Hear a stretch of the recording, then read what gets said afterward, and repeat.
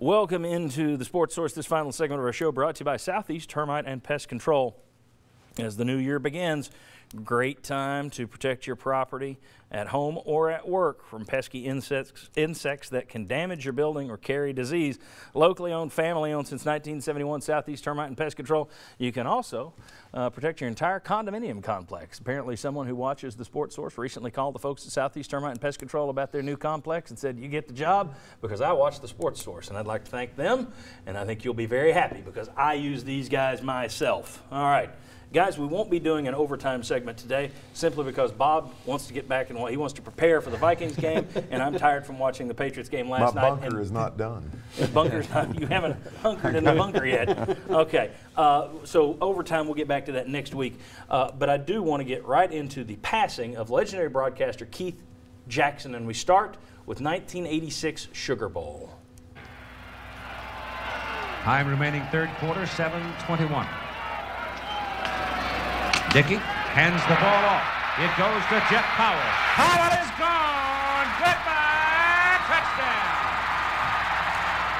For Vol fans of a certain age, if you're 35 and up, my guess is, that may be the most iconic play that you remember. It is, you know, when I was growing up, I remember watching that where I think I was 15 at the time.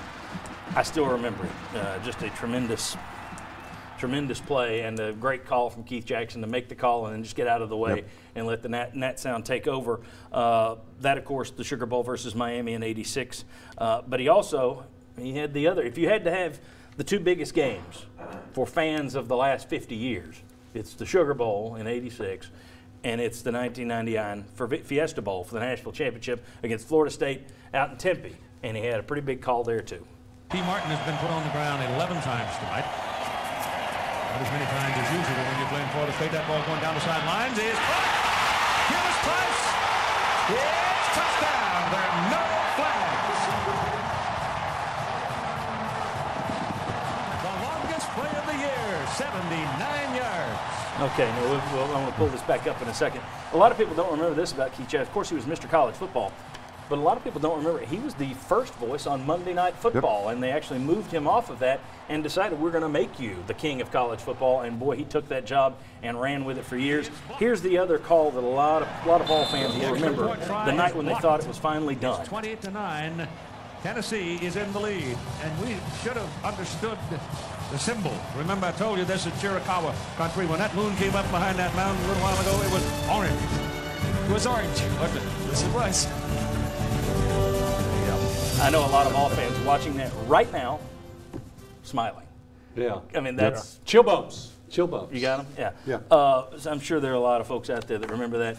Keith Jackson, I mean, there were a lot of people who thought he was always the Alabama guy. The famous story, he turned down Tennessee. He didn't do the 100 Years of Volunteers tape, but he did Alabama's.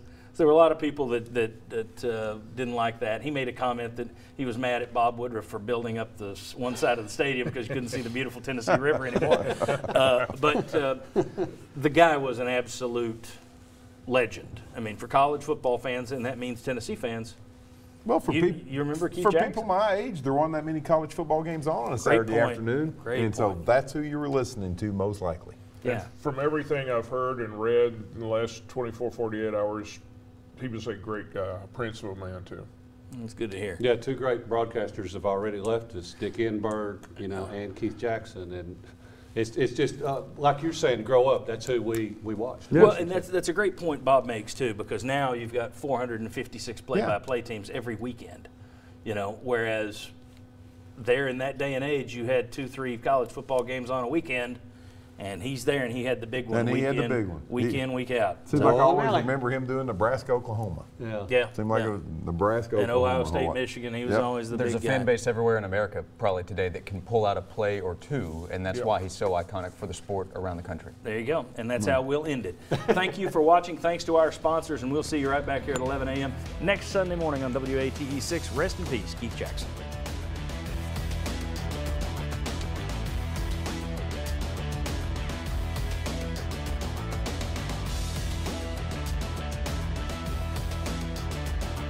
The Sports Source is brought to you by Fast Frame with Heather Whiteside art now available.